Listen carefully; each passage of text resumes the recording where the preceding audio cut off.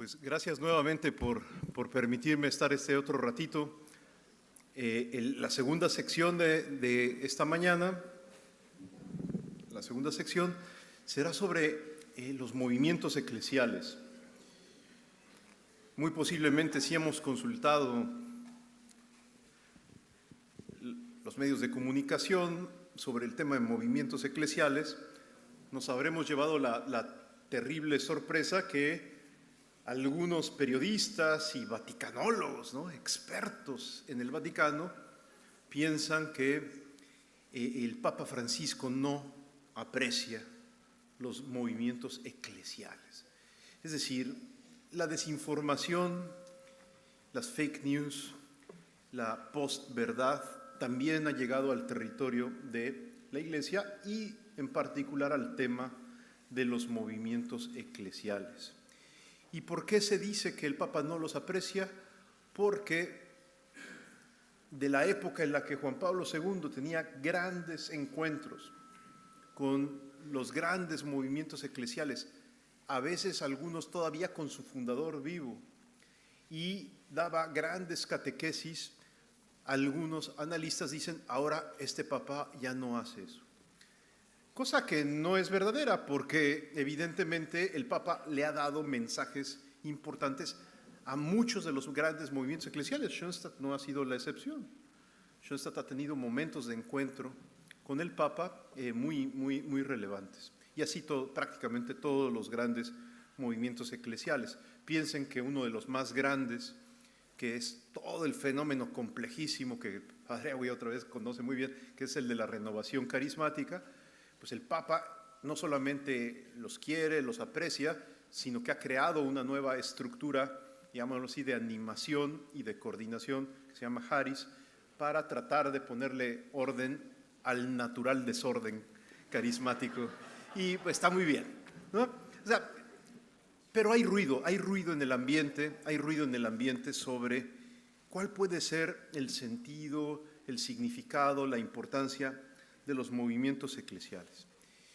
En el contexto de la renovación que hoy necesitamos en la Iglesia, la renovación que llamamos sinodalidad, esto es todavía más importante porque tenemos que tratar de ubicar dónde se conecta Concilio Vaticano II, sinodalidad y movimientos eclesiales. ¿Será una conexión artificial o será algo más orgánico? Y eso es lo que vamos a tratar de explicar en esta ocasión. Una de las cosas más bonitas que sucedió en el Concilio Vaticano II fue la reconsideración radical que se hizo de la identidad de los fieles laicos. Y aquí sí me atrevo a preguntar abiertamente, ¿cuál es la vocación propia y específica de los fieles laicos? Alguien que guste responder. Movimiento de Schoenstatt, por favor. ¿Cuál será? Usted. ¿Cuál es la vocación específica de los fieles laicos? Misión. La misión. Pues esta sí es una palabra muy importante, pero es común a toda la Iglesia. Toda la Iglesia debe de colocarse en estado de misión, nos dice el Papa. Entonces, sí, es parte de la vocación de los laicos la misión, pero no es lo específico, lo peculiar de los fieles laicos. ¿Qué es lo propio y específico de los fieles laicos? ¿Mandé? Es transformar el mundo según Cristo. Exactamente. Exactamente. En otras palabras, todos buscamos el reino. Todos tenemos como fin darle gloria a Dios. Todos estamos llamados a la misión. Todos estamos llamados a la vocación universal, a la santidad, etc. Esas son misiones generales de todos los miembros de la Iglesia. Pero la vocación propia y específica de los fieles laicos es transformar el mundo según Cristo de una manera secular. De una manera secular. Como miembros, dice la Apostólica Mactuositatem, el documento del concilio sobre los laicos, como miembros bien adaptados a la cultura de nuestro tiempo. Es decir, bien insertos en el mundo. ¿Qué significa ser laico? Pues tener un pie puesto en la iglesia, nutrirnos de los sacramentos, bautismo, confirmación, Eucaristía, reconciliación, etc. Y el otro pie bien puesto al interior del mundo, para que entonces nosotros transportemos la vida que encontramos en la iglesia al interior de las estructuras del mundo. Pero esta forma de transportar la vida de la iglesia al interior de las estructuras del mundo es de manera secular. Es decir, la misión propia y específica de los fieles laicos no es poner estampitas en el monitor de la computadora o como separadores de libros o frases más o menos pías en Facebook y en Instagram. No, esa no es la misión propia y específica de los fieles laicos. Lo propiamente laical es tomar decisiones en medio del mundo, en medio de las estructuras del mundo, en medio de los desafíos del mundo, en clave cristiana. Tomar decisiones y así transformar el mundo desde dentro. Hay muchos libros y teorías sobre cuál es el papel de los laicos, pero el texto que siempre se vuelve referente y luz es ese antiguo texto de los primeros siglos de la Iglesia que se llama la Carta a Diogneto. La Carta a Diogneto, y que espero que todos ustedes la conozcan o la hayan leído. A veces aparece en la liturgia de las horas como una de las lecturas del oficio de lectura. La Carta a Diogneto, en donde un autor muy antiguo nos dice que la misión de los cristianos en el mundo es ser sal, es salar, es darle sabor al mundo, es ser como el alma que anima al cuerpo. Estas son metáforas muy fuertes que nos dan una pista. No son un argumento perfecto, pero sí son una pista metafórica, simbólica muy fuerte. Porque de la misma manera como en este cuerpo que tú y yo tenemos está presente el alma, y el alma organiza, da vida y da unidad al cuerpo, el alma es un coprincipio, dicen los filósofos.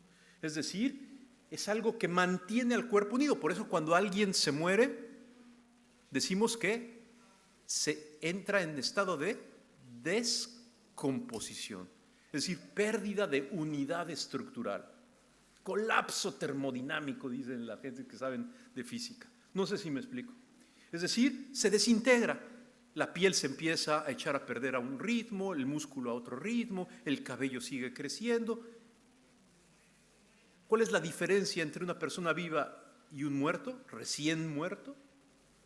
Que se ha perdido aquello que le daba integración, sinergia, unidad al todo corpóreo. Bueno, perdón por esta disquisición filosófica, pero esto ayuda a entender cuál es el papel de los cristianos en medio del mundo, de los fieles laicos en particular. Ser como el alma del mundo. Un teólogo que a su servidor le gusta mucho, que es Hans Urs von Balthasar, tiene un pequeño librito chiquitito, microscópico, muy complicado de leer, que se llama Cor Mundi, y en donde justamente trata de explicar que la iglesia es el corazón del mundo, al modo como el alma habita en el cuerpo. Y principalmente quienes estamos llamados a ser esa especie de bisagra, de factor integrador, de promover la unidad en medio del mundo, desde Cristo, somos los laicos, porque somos la frontera. Llevamos la presencia de Cristo, la palabra de Cristo, los criterios de Cristo a todas las realidades humanas, aún a las más técnicas, a las más complejas, a las más aparentemente lejanas de la vida eclesial, al mundo de las finanzas, del movimiento popular, del mercado, del cultivo del campo, de la lucha a favor de los indígenas, de la escuela pública, de la escuela privada, al interior de la familia, a la toma de decisiones en un hospital, a un partido político y hasta al gobierno. Ahora bien, cuando estamos presentes en todas estas realidades, ¿estamos llamados a transformarlas poniendo frases o estampitas en las puertas, en los pizarrones? No. Estamos llamados a transformarlas a través de una nueva manera de tomar decisiones que introduzcan el Evangelio en todo eso. Y para eso la Iglesia nos ha regalado una gran herramienta que se llama doctrina social de la Iglesia, que es la agenda laical por excelencia. Si tú y yo queremos saber qué nos corresponde a los fieles laicos, miremos la doctrina social de la Iglesia. Y siempre encontraremos en la doctrina social de la Iglesia que no basta la reforma social, sino que es necesaria la conversión personal. Como de hecho también encontramos a veces en los documentos más dogmáticos y hasta litúrgicos referencias a la dimensión social de la experiencia de la fe. A mí me gusta siempre poner como ejemplo un documento que a lo mejor algunos de ustedes han estudiado, que se llama Eclesia de Eucaristía, que se trata de la Eucaristía, ¿no? La Eucaristía como fuente y raíz de toda la Iglesia. Y en un capítulo importante de este documento, el Papa nos explica la dimensión sociopolítica de la Eucaristía. No sé si me explico. Es decir, una comprensión profunda de la Eucaristía tiene consecuencias sociales que son vehiculadas a través de la presencia de los fieles laicos en medio de la vida del mundo. ¿Dónde está el punto entonces de conexión entre la reforma sinodal de la Iglesia y el papel de los movimientos eclesiales? Lo voy a tratar de explicar así. Enamorarse de la sinodalidad es enamorarse de todas las formas de vida cristiana y entender que ha habido un fenómeno lamentable de eclipse de muchas formas de vida cristiana gracias a una mala interpretación del estado clerical. Es decir, se ha inflado de tal modo la figura sacerdotal al interior de la vida de la Iglesia que durante periodos muy largos de tiempo, por ejemplo, se creyó que las formas de vida más altas y supremas eran las propias de la vida sacerdotal y o de la vida religiosa. Por ejemplo, antes del concilio se hablaba de los estados de perfección. Y esos estados de perfección eran los propios, ¿no?, de quienes hacían promesas de pobreza, castidad y obediencia de un modo o de otro. Y los fieles laicos éramos interpretados como, pues sí, échenle ganas, jovencitos. Pero no éramos considerados como sujetos que pudiéramos llegar a vivir en un estado, entre comillas, de perfección. Eso se acabó con el concilio, ese lenguaje desapareció. Pero la mentalidad de que ser católico, ser iglesia, está prioritariamente asociado a la identidad sacerdotal, al clériman, a la mitra, al báculo, etcétera, prevaleció a un grado tan deformante e intoxicante que hoy llamamos clericalismo.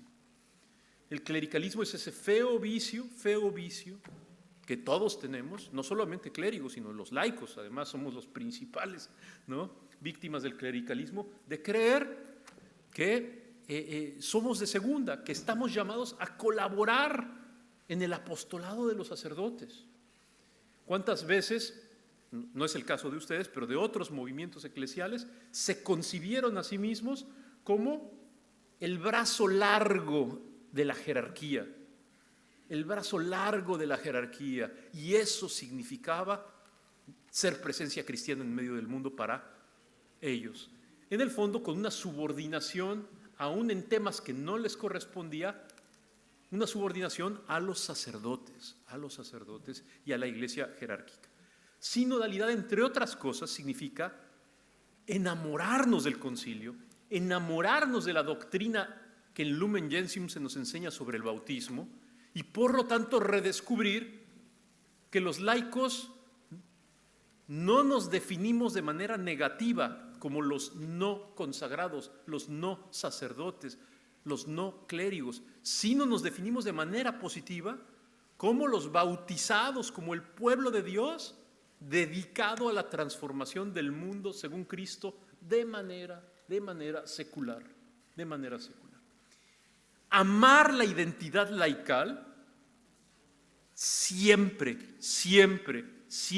incluye amar el asociacionismo laical. Una de las cosas más bellas que aparece en el concilio es que los fieles laicos, para ser iglesia, estamos llamados a vivir nuestra experiencia de vida cristiana laical en comunidad. El documento de Aparecida además lo va a decir, creo yo, aún mejor que el propio concilio. Cuando dice el documento de Aparecida, una dimensión constitutiva de la identidad cristiana en medio del mundo es la pertenencia a una comunidad de discipulado misionero. Si yo no pertenezco a una experiencia comunitaria de vida cristiana, me chupo el dedo. Puedo decir que soy católico, pero vivo una relación bastante protestante, creyendo que basta mi relación íntima de mi alma con Dios sin la mediación sacramental de mis hermanos. En esto se juega la sacramentalidad de la iglesia. Amar la encarnación, que Cristo es verdadero Dios y verdadero hombre, implica amar la carne concreta de mi hermano, servir a la necesidad concreta de mi hermano, compartir la vida y la aventura cristiana con mi hermano, pertenecer a mi hermano, porque mi hermano próximo me acerca a Cristo al modo como Cristo quiere acercarse a mí. Voy a decir esto mismo de otra manera. ¿Cuál será mi vocación? ¿Cuál será mi movimiento eclesial? ¿A qué carisma deberé pertenecer? Pues al que Dios te regaló en tu vida. No sé si me explico. A través de la carne concreta de los amigos que te rodean, Dios se ha acercado sacramentalmente a tu vida. Oye, pero este movimiento no es el mejor, no es el más coherente, no es el más perfecto, no es el más apostólico, no es el más brillante. Perdón, lo importante no es descubrir cuál es el mejor movimiento, sino a qué movimiento estamos llamados cada uno de nosotros. Y la respuesta es al movimiento, es decir, a la forma como Cristo se ha acercado a mi vida, que es a través de estos, con sus límites, con sus traiciones, con sus dificultades, porque este límite no es un obstáculo para que actúe Dios. O lo voy a decir de otra manera, los pecados, límites y dificultades de los amigos que nos rodean, no es a pesar de ellos como Dios actúa, sino es a través de esos límites como Dios actúa. Ese es el corazón de la sacramentalidad. Que a través de un signo sensible, modestísimo, como el pan y el vino, como el agua en el bautismo, entra un misterio más grande que el propio signo y se identifica con el signo. Tal vez la mejor definición de sacramento es esto, que el signo y el misterio se identifican. Si esto lo llevamos a la vida eclesial y al movimiento, significa que la fidelidad a la pertenencia a mi comunidad, a esta comunidad, es la única forma como yo debo de vivir la fidelidad a Cristo. No sé si me explico. Por eso en mi pertenencia al movimiento se juega mi fidelidad, mi fidelidad. Si Cristo se hubiera querido acercar a mi vida, inclinar a mi vida podrida de otra manera, lo hubiera hecho, pero se acercó a través de esta en la que tú perteneces. No sé si me explico. Con estos límites que son providencia, son camino educativo. camino educativo no solamente es la virtud de mi prójimo, sino también sus límites, sus defectos, sus pecados, son parte del camino educativo que Dios me regala para que yo sea santo. De hecho, este es el meollo de un carisma. Cuando ustedes revisen la teología de los carismas, se van a descubrir una cosa maravillosa, que la palabra carisma, en su sentido más elemental, significa gracia dada gratuitamente a través de la traición y el límite del sujeto que la recibe. Si ustedes consultan la Suma Teológica de Santo Tomás de Aquino, tiene un apartado muy bonito sobre los carismas, sobre las gratias gratis date. Y justamente ahí el buen Santo Tomás de Aquino y el Catecismo de la Iglesia Católica nos explica que los carismas no son gracias que presupongan el estado de gracia, sino son gracias enteramente ministeriales para servir, no a pesar de nuestra traición, sino a través de nuestro límite, de nuestro pecado y de nuestra fragilidad. Ese es el corazón de un carisma. Ese es el corazón de un carisma. Dios nos regala gracias para servir a los demás, para salir a la misión, para compartir la experiencia cristiana, que no descansan en nuestro estado de gracia, que Dios las regala gratuitamente y las puede retirar gratuitamente, porque son regalo enteramente gratuito de Dios que Dios da, mientras a una persona o a un grupo de personas les son útiles para su propia santificación. Y Dios las regala a veces a los traidores convencionales como tú y como yo. Y entonces yo puedo decir que pertenezco a un carisma, no a pesar de mi flaqueza, sino a través de ella. Porque carisma significa que Dios me está ayudando de manera extraordinaria para dar testimonio de Él en medio del mundo, aun cuando yo todavía no sea santo. No sé si me explico. Eso es un carisma, eso es un carisma. Por eso tal vez vale la pena recuperar algunas lecciones que el magisterio de la Iglesia nos ha regalado sobre los movimientos eclesiales y los carismas para ubicarnos en el presente. El Papa Juan Pablo, allá en el 27 de mayo del año 98, tuvo un gran encuentro con los movimientos eclesiales y se arriesgó a dar una definición de qué es un movimiento eclesial. No es una definición dogmática, no queramos buscar una definición para el derecho canónico, pero sí es palabra del Papa porque explora algunos rasgos interesantes e importantes de qué es un movimiento eclesial. Y nos dice así el Papa Juan Pablo: un movimiento es una realidad eclesial concreta, en la que participan principalmente laicos, aunque no solo laicos, viven un itinerario de fe y de testimonio cristiano que basa su método pedagógico en un carisma preciso otorgado a la persona de su fundador en circunstancias y modos determinados. Fin de la cita. Repasemos rápidamente los elementos que están en esta pequeñísima definición. Primero, movimiento es una realidad eclesial. Entonces aquí hay una primera, como lo voy a decir así por cuestiones de tiempo, una primera llamada de atención. Para entender bien quién soy yo, tengo que mirar el misterio de la Iglesia toda y el regalo que me ha hecho a través de un carisma particular. Es la Iglesia toda la que me ayuda a interpretar mi carisma particular, no viceversa.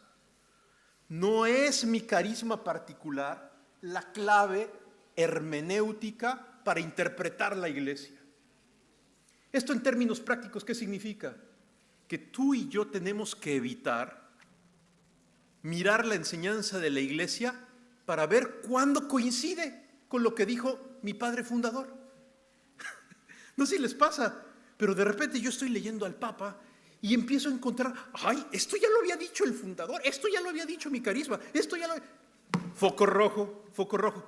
Quiere decir que estoy, sin darme cuenta, cayendo en la idea de que mi carisma es la luz con la que yo debo de interpretar el misterio de la iglesia. Y no es así. Es exactamente al revés. Es la enseñanza universal de la iglesia, particularmente el Santo Padre, la clave hermenéutica para descifrar el misterio de mi carisma particular. No sé si me doy a entender en este punto, pero esto es súper importante, porque el carisma particular es eso, carisma particular dentro del cuerpo místico de Cristo, que tiene muchas partes, tiene muchas extremidades, manos, pies, torso, estómago, pulmones, etc. Y en donde yo soy tal vez el dedo meñique del pie. ¿Sí me explico? Es decir, pues sí importante, pero pues chiquitito, ¿no? Y con callos y un hongo feo por ahí. No sé si me explico. Pues ese es mi papel en la iglesia, ¿no? Ese es mi papel en la iglesia. Los carismas particulares son dones de Dios, son gracias que Dios da a la iglesia para servir. Las recibe, por ejemplo, un fundador con su personalidad, sus condicionamientos, sus límites y sus pecados. Y se activan las carismas no gracias a la coherencia del fundador, sino a través de su fragilidad y eventual incoherencia. Y luego se comparte a la comunidad de seguidores que descubren a Cristo desde la experiencia vivida por el fundador. Entonces hay dos maneras de vivir el carisma. El carisma lo vive de una manera el fundador y luego los que lo siguen lo viven de otra manera, ¿no? Y ese carisma vivido de otra manera tendrá que madurar. ¿Cómo ha de madurar el carisma particular de mi movimiento? Con la purificación que la Iglesia Universal me regale. No sé si me explico.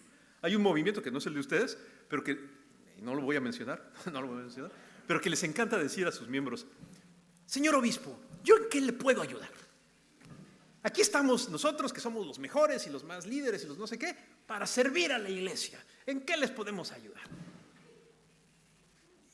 Alguna vez me invitaron a una reunión muy importante de este movimiento y les decía, yo les trataba de decir, y lo mismo se los comparto a ustedes, pues qué bonito, ¿no? Qué bueno que haya una gran disponibilidad de servicio y de misión y de estoy a sus órdenes, señor obispo, pero lo más importante, me cae que no es eso, ¿eh?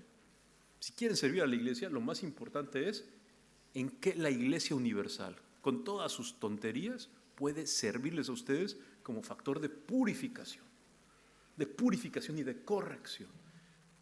Y hasta la fecha estamos ahí en la batalla con este movimiento, ¿no?, eclesial, que siempre están dispuestos a ayudar y a contribuir a la iglesia, pero que no se dejan ayudar y no sé. ¿Por qué? Pues porque todos somos bastante cabezas cerradas y creemos que nuestro carisma es la clave de salvación de la iglesia universal. ¿Sí me explico? Todos, pero aquí el padre Agüil lo debe saber mejor que yo, pero cuando uno repasa todos los movimientos eclesiales, en todo se presenta el mismo fenómeno de autorreferencialidad, de creer que mi carisma y mi santo fundador son la clave del universo, ¿no? Hay otro movimiento o algo así, tampoco voy a decir el nombre, cuyo fundador dicen que tuvo una visión mística, ¿no? Y en la visión así mística, Dios le reveló que ese grupo, ese movimiento, va a existir hasta el final de los tiempos, sin cambios además, así como... Y entonces, cuando yo oí eso, yo dije, pero por amor de Dios, pues eso lo que significa es que ya no necesitan conversión, ¿sí me explico? Ni ayuda de la iglesia, de la Santa Madre Iglesia, porque no hay nada que corregir ni purificar.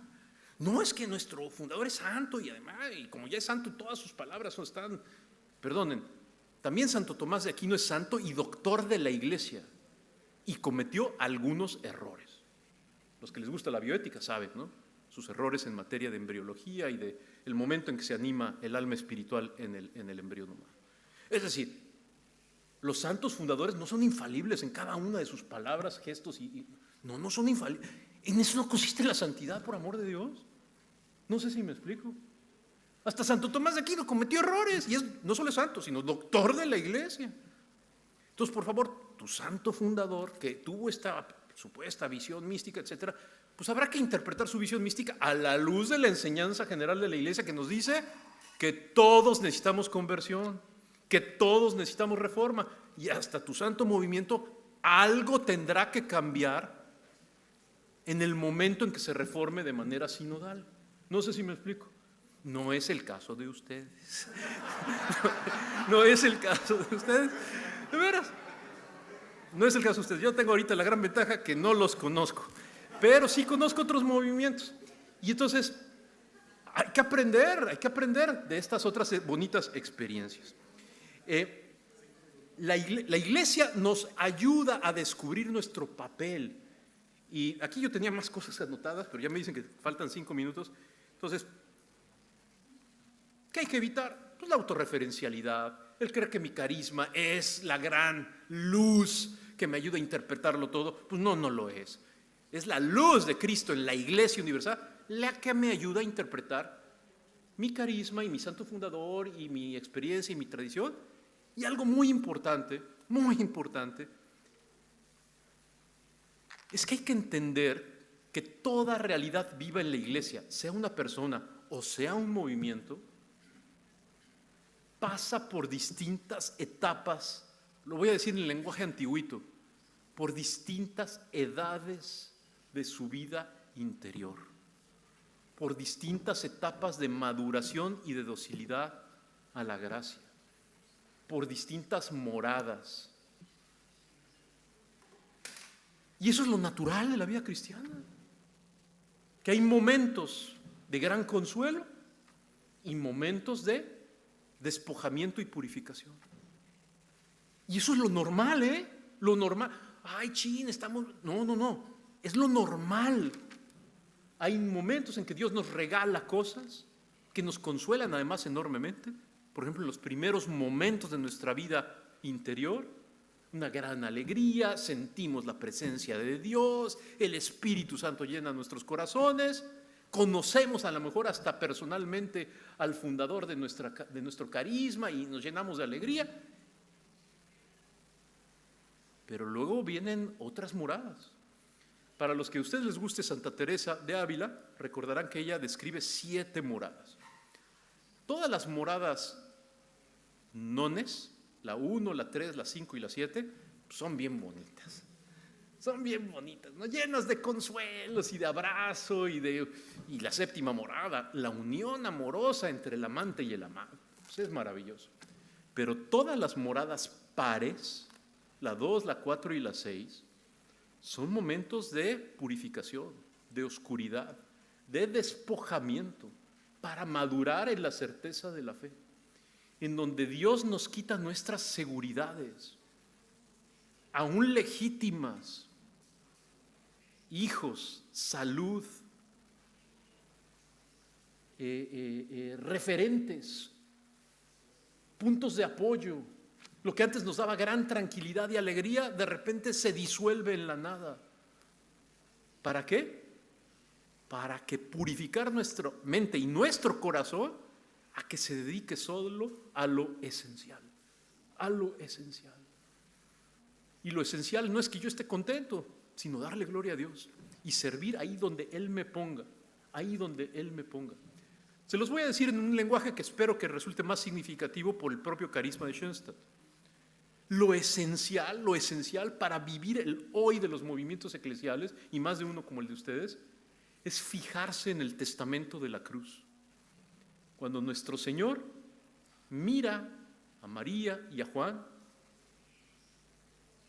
le dice, ahí tienes a tu madre. Y a María le dice, ahí tienes a tu hijo. Y en ese momento de gran oscuridad, de gran desconsuelo, donde todo lo humano está fracasando, sin embargo se está operando la redención. Y en ese momento es donde, en ese momento de gran desconsuelo, María abraza al Hijo, en donde estamos todos nosotros. En ese mismo momento seguramente ni María ni el Hijo veían por dónde se podría reconstruir esa situación calamitosa, terrible, de ver a Jesucristo desnudo y crucificado en un madero. Y sin embargo, en ese momento, La iglesia sostenida por María se está fundando. Se está fundando en el momento más oscuro de la historia. Entonces, trasladémoslo a los propios movimientos, a la historia de los propios movimientos. Hoy es muy notorio que varios de los más importantes movimientos eclesiales están siendo estremecidos por el pecado, por la debilidad, por la fragilidad. Están viviendo un despojamiento fuerte, en donde seguridades, puntos de apoyo, recursos económicos, nuevas vocaciones se desdibujan, se disuelven. Parece que ya no es lo mismo de antes. En esos momentos es cuando María abraza a Juan. Y gracias a ese abrazo, después vendrá todo lo demás, que es la resurrección, Pentecostés, y la iglesia se consolidará no como el misterio de los puros, no como el misterio de los coherentes, no como el misterio de los que no sufren, sino como el misterio de los rescatados. Y así es como la iglesia entonces madura, cumple su misión y ayuda a que otros conozcan a Cristo. En otras palabras, creo que valdría mucho la pena que todos, primero en primera persona, miremos con la ayuda de nuestros directores espirituales dónde andamos en la vida espiritual. Muchos de nosotros estamos siempre atorados, ¿no? Siempre atorados por falta de conversión, en momentos en donde Dios nos quiere jalar hacia arriba a una mayor unidad con Él, pero nuestros apegos son muy grandes y nos los tiene que quitar, a veces dolorosamente, y a veces en ese momento de despojamiento sentimos la tentación del abandono, la tentación de la tristeza, la tentación de qué mal nos está yendo, la tentación de sucumbir ante nuestras propias incoherencias personales o comunitarias. Y lo importante es que en esos momentos nos dejemos rescatar. La iglesia, y el Papa Francisco lo insiste, siempre debe ser un hospital de campaña que sale al rescate del herido y particularmente de quien más lo ha traicionado al Señor, es decir, de mí mismo, de yo. Y finalmente termino comentando entonces que el Papa Francisco a ustedes les ha dirigido hace no muchos años importantes palabras y reflexiones. En casi todos los movimientos se está repitiendo cosas parecidas, no iguales, pero parecidas. Por ejemplo, cuidado con sacralizar al fundador. El fundador tiene su misión, tiene su papel, ojalá sea santo. Pero es una humilde parte dentro de un misterio más grande que es el de la iglesia. La iglesia es la que funda nuestros modestos movimientos. No sé si me explico. El fundador de mi movimiento es fundador porque la iglesia a través de su persona se acercó a mi vida e invitó a otros al seguimiento. Pero es la iglesia en el fondo y es Cristo el que funda las cosas y el Espíritu Santo. Entonces, cuidado con darle atributos a los fundadores que no los tienen. Todos los movimientos nos encanta citar más al fundador que a la palabra de Dios, citar más al fundador que al magisterio de la iglesia, citar más al fundador en sus usos y costumbres particulares como formas de vida y de organización, etcétera. Pues es legítimo, pero acordémonos que hay un parámetro superior, que es la iglesia que nos educa y nos purifica y nos corrige. Segunda cosa, es muy importante entender que una ayuda también muy fuerte que tenemos para que este proceso no sea tan lento, tan tardado y tan doloroso, el de purificación, que salgamos a la misión. En los momentos de prueba, de gran soledad, etcétera, no hay que dejar de hacer el bien. Nunca. La fe se fortalece dándola. No hay que esperar a estar muy bien preparado para salir al empeño misional. Al empeño misional hasta las últimas fronteras, a las periferias, como le gusta decir al Papa. Y ahí sí, el Papa tiene una queja a muchos movimientos eclesiales que a veces llegan muy tarde a descubrir que la dimensión social del Evangelio es parte del itinerario de la vida cristiana, sobre todo cuando estos movimientos incluyen laicos. No puede ser que creamos a veces los laicos, miembros de movimientos, que nuestra misión es cargar el incensario, cantar en el coro, ¿sí me explico? Leer las lecturas en misa, hacer catequesis presacramental. Todo eso es muy importante. Yo no estoy diciendo que no sea importante. Yo creo profundamente que los laicos tenemos que dar catequesis presacramental para el bautismo, primera comunión, etc. Cantar en el coro es muy importante. Cargar el incensario es importantísimo. Pero lo hacemos todo eso de manera subsidiaria, porque al Padrecito no le da tiempo. Porque nuestra misión propia y específica no es santificarnos en las sacristías ni cantando en el coro.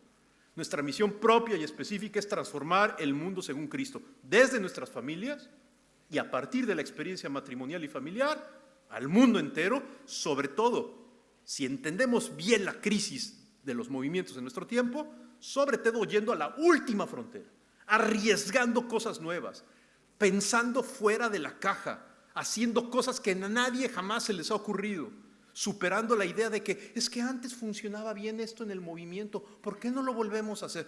Ay, pues porque estamos en el año 2022, ¿sí me explico? Y el Papa nos dice que prefiere una iglesia que comete errores al salir a la misión que una iglesia que permanece en la zona de confort. Así mi movimiento tiene que salir a la misión. Muchas gracias por su paciencia. Aquí había otras cosillas, pero sigamos al Papa Francisco en sus indicaciones, que no se las dice a otros, me las dice a mí. El magisterio del Papa Francisco no es para los focolares, los neocatecumenales, el Opus por allá. Ay, ya dijo una cosa contra el Opus. No, eso hace daño pensar así. El Papa me está corrigiendo a mí, el Papa me está educando a mí, el Papa está motivándome a mí en cada homilía que hace, en cada mensajito, en cada ángelus, en cada encuentro. Entonces, acercémonos más, con mayor disponibilidad, a dejarnos educar por el Papa. El Papa es el pastor universal, nunca ha sido el más grande teólogo, con todo y que ahí hubo un Ratzinger, nunca ha sido el más grande teólogo, siempre el Papa de alguna manera vuelve a vivir el misterio del humilde pescador Pedro, que con gran torpeza, pero con gran pasión, se arrepintió de su negación, y cuando Jesucristo le preguntó, Pedro, ¿me amas? Él dijo, pues la verdad que sí, y ya no lo dudes, Señor, la verdad que sí te amo. Ojalá quiera Dios que con esa confianza de que a través de ese Pedro frágil, la iglesia es como se mantiene unida y sostenida, y los poderes del mal no podrán contra ella, gracias a que ese frágil Pedro nos conduce y nos cuida. Dejémonos guiar por él, y con eso los movimientos eclesiales y todos en la iglesia tendremos un buen destino y no caeremos en las fáciles tentaciones de la división o de la ruptura. Muchas gracias.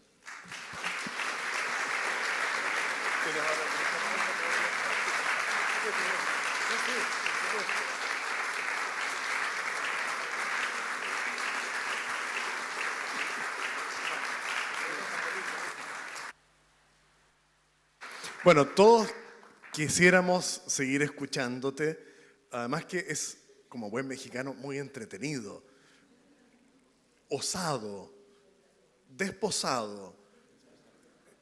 Una pregunta así, esas típicas preguntas de ingenio que no la van a resolver ahora. Yo sé que en la tarde tiene una reunión por Zoom, no digas tú con quién, para ver quién gana el premio, con otro movimiento. Si alguno se anima, no ahora a decir con qué movimiento será, si está acá, nos traiciona, no, es para todos. Lo que sí tenemos ahora es 10 minutos para conversar de a 2, de a 3, Murmel, y si hay todavía preguntas, los papelitos están circulando, los voluntarios los tienen ahí, por favor, los que ya estén, háganlos llegar acá, porque después de estos 10 minutitos del Murmel, de la murmuración, de ahí también pues, pueden surgir algunas preguntas. Entonces se las entregan, ahí tienen papelitos, llegan acá y tenemos luego la última instancia de formular algunas preguntas. Eso el padre Félix está tratando de sintetizar en 3, 4 tópicos para ver cuántas horas más tenemos contigo antes del almuerzo. Bueno, entonces conversen entre ustedes lo que quieran y tú puedes tomar agua y sentarte al lado de tu esposa un ratito.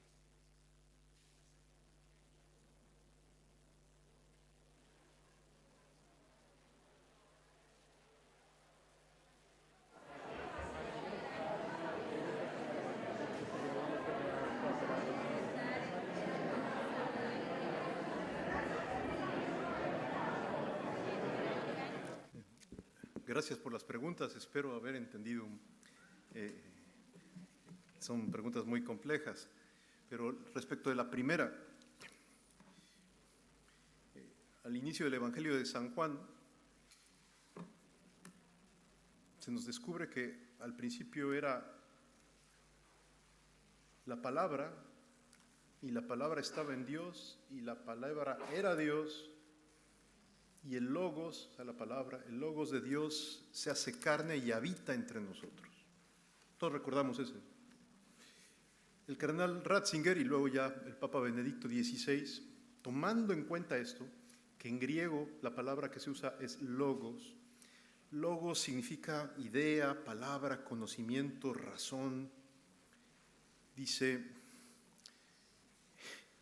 el desafío no es tanto qué le dice, ¿Qué le digo yo al otro o el otro a mí? Sino qué nos dice el Logos de Dios a nosotros y cómo le respondemos a Él. Por eso es que el Logos funda, dice el Benedicto, el diálogos.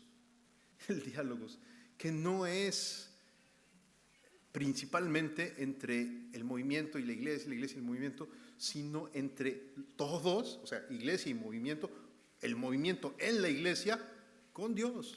Ese es el principal diálogo. ¿Quién le habla a quién? El gran reto, o sea, no es que dice el Vaticano y el superior de los sacerdotes y cómo platican,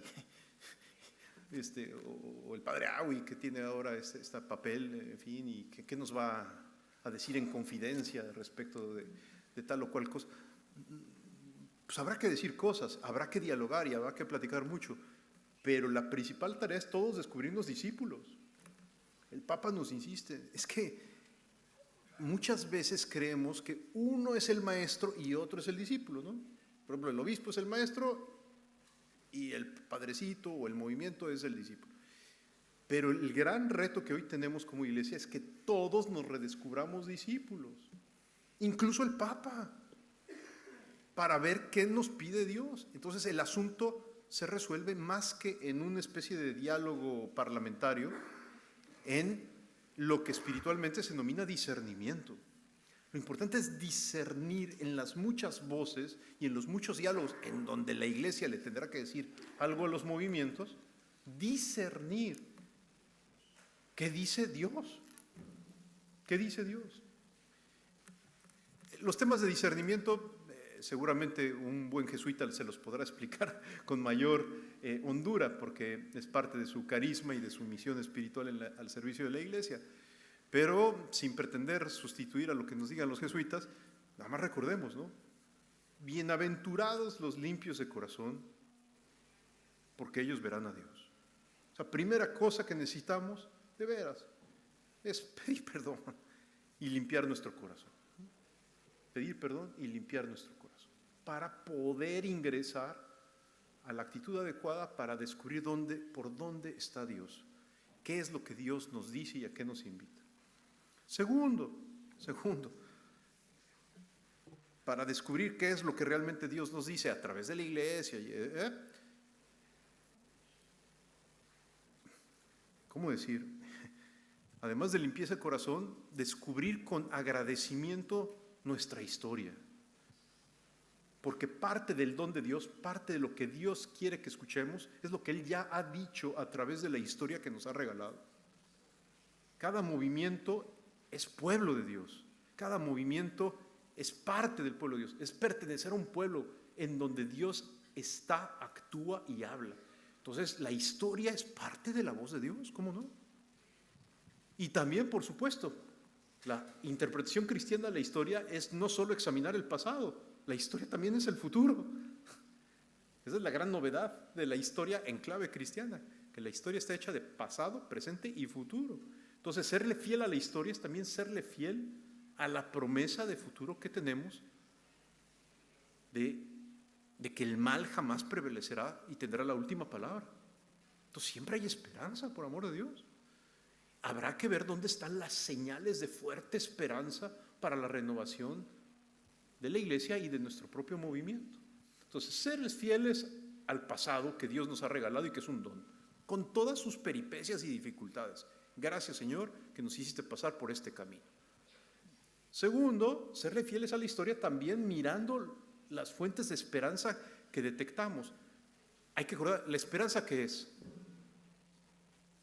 Digamos, es la fe que se extiende a través del tiempo. Es decir, la certeza de que Cristo existe, puesta, digámoslo así, proyectada hacia lo que viene.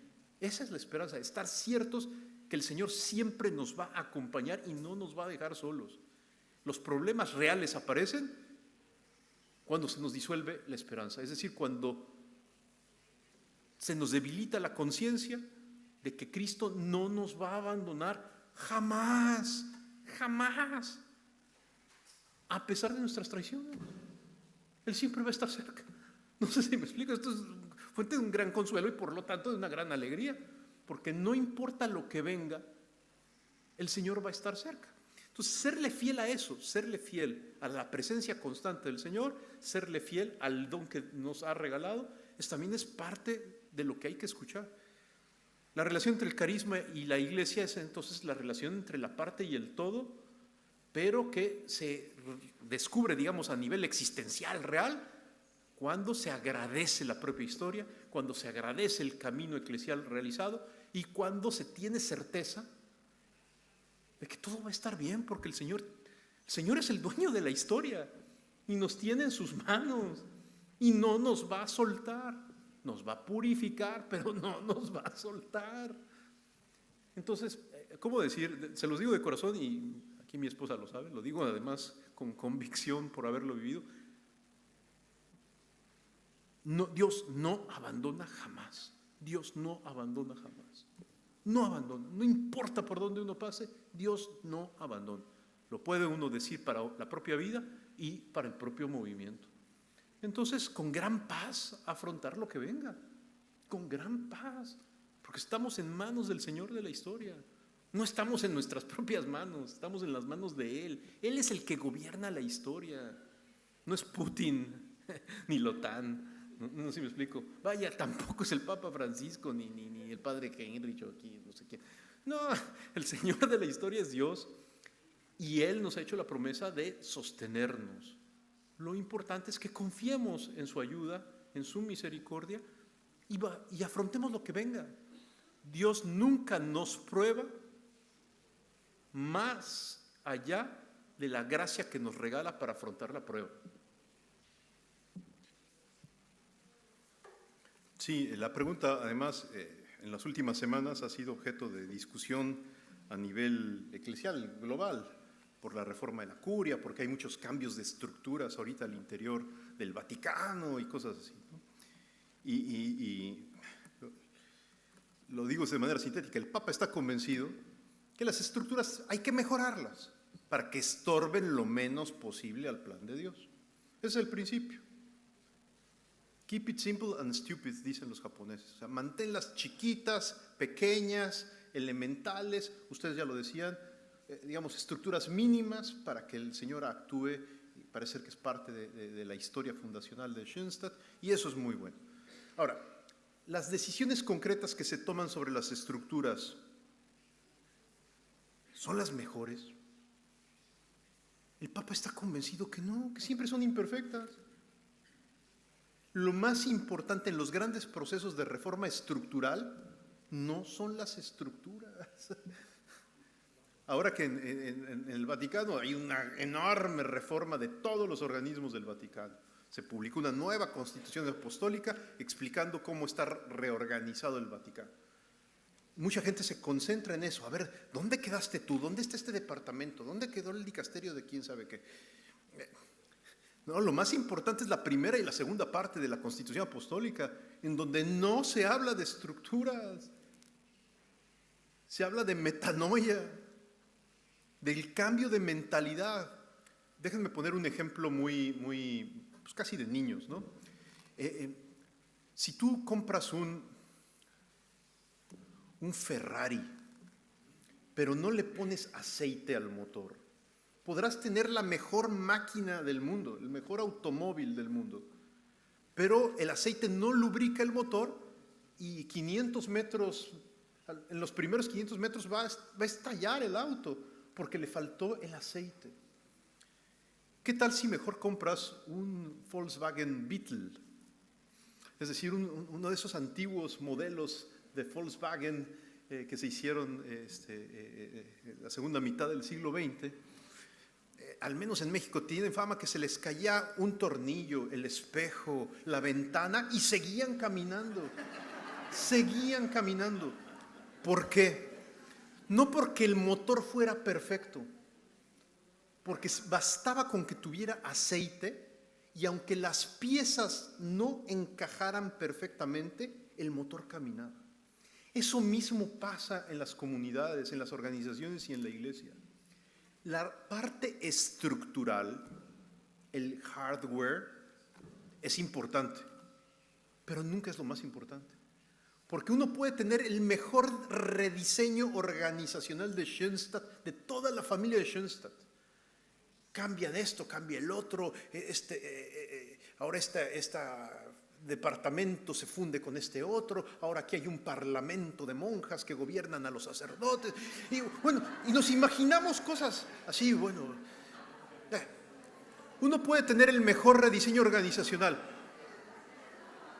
pero si no cambia la cultura organizacional, si no cambia la mentalidad, para decirlo en clave evangélica, si no hay metanoia, si no hay conversión, de nada sirve tener el mejor rediseño organizacional porque no va a funcionar.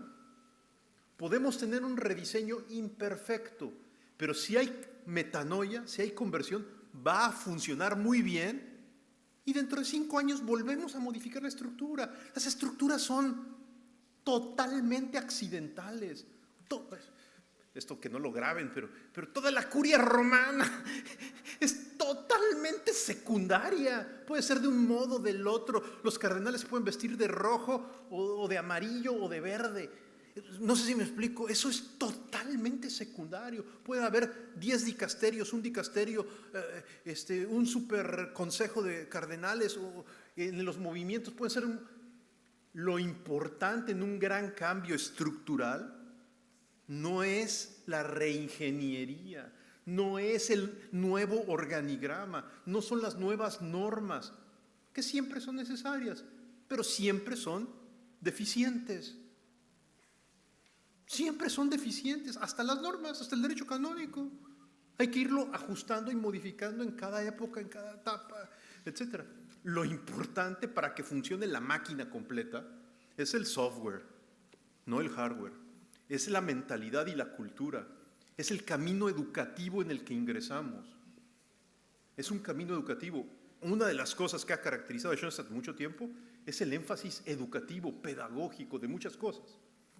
Eso yo creo que sí es una clave fundamental. Lo más importante es que nos ingresemos todos en un camino educativo, que nos ayude a un cambio de mentalidad y hagamos nuestro mejor esfuerzo organizativo. Entendiendo, voy a cambiar el lenguaje, pero voy a usar el lenguaje de la teología de la vida espiritual. En la vida espiritual existen 2 cosas, la mística y la ascética. ¿Cuál es la que santifica?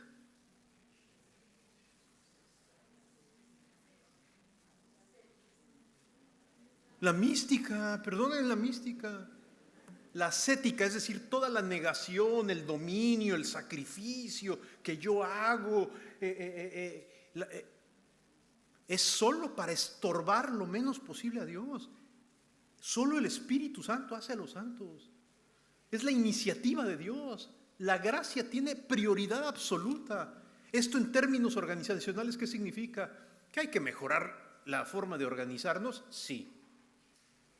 ¿Va a ser perfecta? No. ¿Habrá que mejorarla cada 5 años? Sí. Entonces, ¿qué es lo decisivo? Pues lo decisivo es el cambio de mentalidad, que ya basta de clericalismo, ya basta de humillar a las mujeres, ya basta de que no participemos todos por igual, ya basta de endiosar a los padrecitos, ya basta de...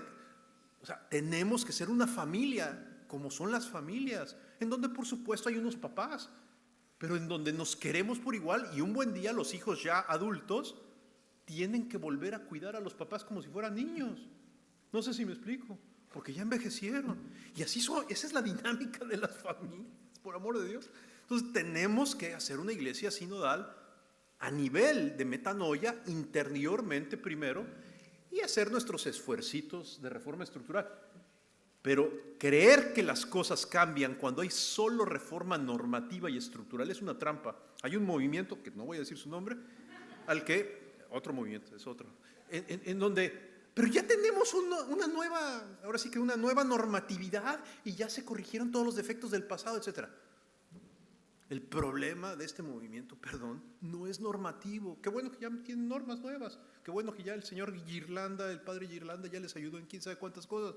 Lo más importante es ingresar en un camino espiritual y educativo nuevo, donde la primacía de la gracia sea lo fundamental.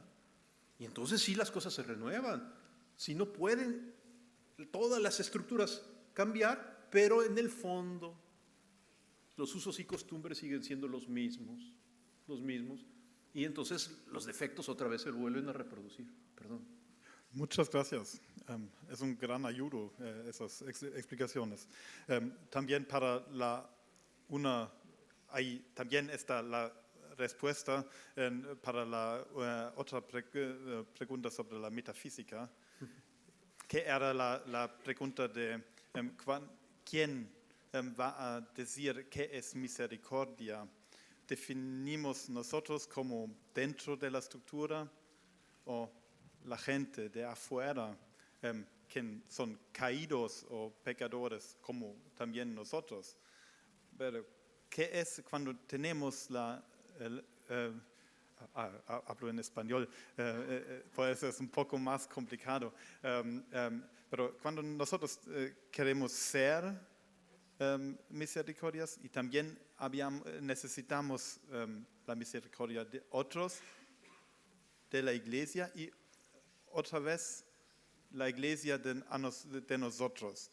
¿Es lo que entendí bien de eso? ¿O hay una instancia que dice quién es lo que podría dar misericordia y el otro recibe cuando Dios está en todos nosotros? No, más vale que todos entendamos, empezando por mí, terminando por el Papa, que todos somos pecadores. Todos igualmente necesitados de misericordia. Y es psicológica y culturalmente bueno pensar que el más necesitado dentro de todos los pecadores soy yo. No sé, me acuerdo mucho cuando fue todo el tema de Maciel allá en México, ¿no? Ay, es el más grande pecador y es el más grande problema de la iglesia en México, el padre Maciel y los legionarios. Pues no dudo que el padre Maciel haya sido un gran pecador que generó un desastre. No lo dudo, ¿eh?